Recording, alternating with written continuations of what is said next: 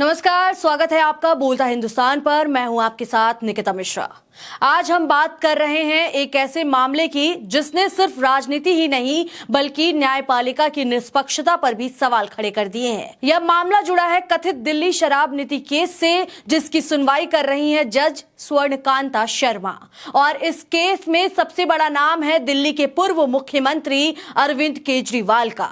अब सवाल सिर्फ केस का नहीं है, सवाल यह है कि क्या न्याय पूरी तरह निष्पक्ष दिख रहा है, क्या न्याय पूरी तरह निष्पक्ष होगा। अब यही सवाल इस समय सोशल मीडिया पर पूछे जा रहे हैं। सबसे पहले आपको आसान भाषा में समझाते हैं कि आखिर मामला है क्या।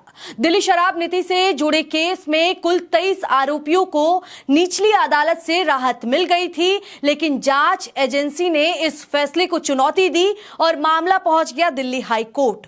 यहां इस केस की सुनवाई जस्टिस स्वर्णकांता शर्मा कर रही हैं। यहीं से विवाद की शुरुआत होती है। कई आरोपियों ने अदालत में कहा, हमें लगता है कि इस केस में पक्षपात की आशंका हो सकती है, इसलिए जज साहिबा को खुद को इस केस से अलग कर लेना चाहिए। कानून की भाषा में इसे कहते हैं जज का खुद को केस से अलग कर लेना। लेकिन जस्टिस शर्मा ने अब तक ऐसा करने से इनकार किया है और अब इस पूरे मुद्दे पर 13 अप्रैल 2026 को सुनवाई तय है। इस पूरे मामले को लेकर खोजी पत्रकार सौरभ दास ने एक सोशल मीडिया पर लंबा पोस्ट लिखा है। इस लंबे पोस्ट का जो सार है उसे मैं अनुवाद करके आपके सामने रख रही हूं। उन्होंने दावा किया है कि इस केस में जज ने सामान्य तरीके से अलग व्यवहार किया और इस केस में असामान्य रुचि दिखाई। उन्होंने अपने एक लेख में करीब 165 समान मामलों का विश्लेषण किया और कहा कि इस केस का तरीका बाकी मामलों से अलग है। अब यह आरोप सही है या नहीं यह अदालत तय करेगी, लेकिन इतना जरूर है इससे बहस तेज हो गई है। अब आते हैं उस पूरे मुद्दे पर जिसने सबसे ज्यादा सवाल खड़े कर दिए हैं। पत्रकार के अनुसार जस्टिस शर्मा के बेटे और बेटी ईशान शर्मा और संभवी शर्मा दोनों को केंद्र सरकार द्वारा सरकारी वकीलों के पैनल में शामिल किया गया है। ये पैनल जुड़े हैं सुप्रीम कोर्ट ऑफ इंडिया और दिल्ली हाई कोर्ट से। रिकॉर्ड के अनुसार दोनों को एक ही दिन इन पैनलों में नियुक्त किया गया था। यहीं से सवाल उठने लगे हैं, पैनल वकील बनने का मतलब क्या होता है। अब इसे बहुत आसान भाषा में समझते हैं। सरकारी पैनल वकील बनना वकालत की दुनिया में बहुत बड़ा मौका माना जाता है, क्योंकि इससे मिलता है ज्यादा केस, ज्यादा पहचान और ज्यादा इनकम और करियर में तेजी। लेकिन यहाँ चिंता यह है कि जिस सरकार के वकील जज के सामने केस लड़ रहे हैं, उसी सरकार के पैनल में जज के परिवार के सदस्य काम कर रहे हैं। यहीं से शुरुआत होती है हितों के टकराव की, यानी कॉन्फ्लिक्ट ऑफ इंटरेस्ट का सवाल। आरटीआई से मिली जानकारी के अनुसार 2023 में ईशान शर्मा को 2487 केस मिले, 2024 में 1784 केस, 2025 में 1633 केस। यहां यह संख्या काफी बड़ी मानी जा रही है और तुलना में सरकार के एक प्रमुख वकील जोहेब हुसैन से भी ज्यादा केस इन्हें मिले हैं, इन्हें दिए गए हैं। बस इसी बात को लेकर आलोचकों का सवाल उठाया जा रहा है। जो आलोचक हैं वो सवाल उठा रहे हैं, वो कह रहे हैं कि इतने कम समय में इतने ज्यादा केस कैसे मिले। इसके बाद नेताओं के बयान ने इसे और बड़ा विवाद बना दिया है। राज्यसभा सांसद संजय सिंह ने इसी मुद्दे पर सोशल मीडिया पर बयान दिया। उन्होंने सवाल उठाया, जज स्वर्णकांता शर्मा के दोनों बच्चे केंद्र सरकार के सरकारी पैनल पर काम करते हैं। केंद्र सरकार उनको सरकारी वेतन देती है। दोनों बच्चों के बॉस तुषार मेहता हैं। क्या इस दुनिया में किसी को लगता है कि जज साहिबा तुषार मेहता और केंद्र सरकार के खिलाफ जाके फैसला दे पाएंगी? पिछले हफ्ते अमित शाह ने बोला कि अरविंद केजरीवाल को हाई कोर्ट से सजा होगी। अब समझ में आ रहा है कि कहीं अमित शाह के भरोसे के पीछे ये कारण तो नहीं है। यह बयान बहुत चर्चा में आ गया। और एक और बयान जिसने ध्यान खींचा, इसी दौरान केंद्रीय गृह मंत्री अमित शाह का एक बयान भी चर्चा में आया है।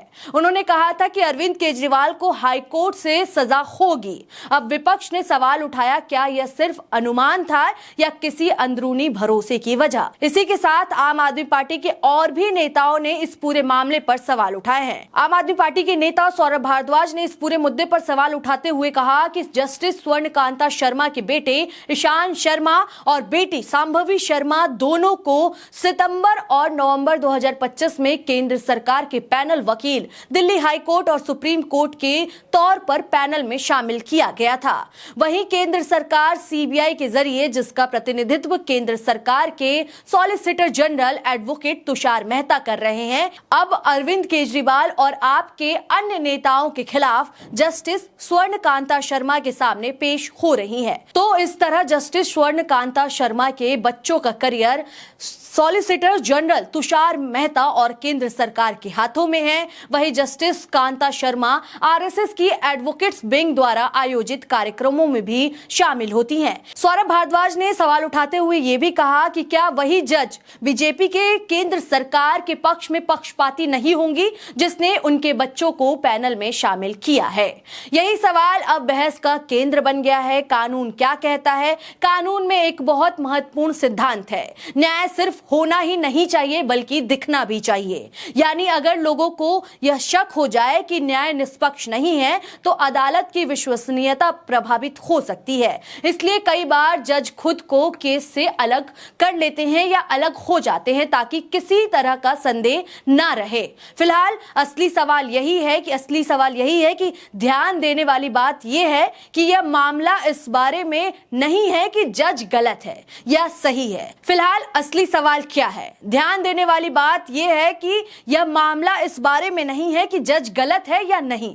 असल सवाल यह है कि क्या इस स्थिति में न्यायपालिका लोगों का भरोसा बनाए रख पा रही है या नहीं। अगर जनता को संदेह हो जाए तो सबसे बड़ी समस्या यही होती है। इस पूरे विवाद का सार बहुत आसान है। एक बड़ा राजनीतिक केस चल रहा है, जज के परिवार के सदस्य सरकारी पैनल में हैं, विपक्ष को पक्षपात की आशंका है और अदालत को यह साबित करना है कि न्याय निष्पक्ष है।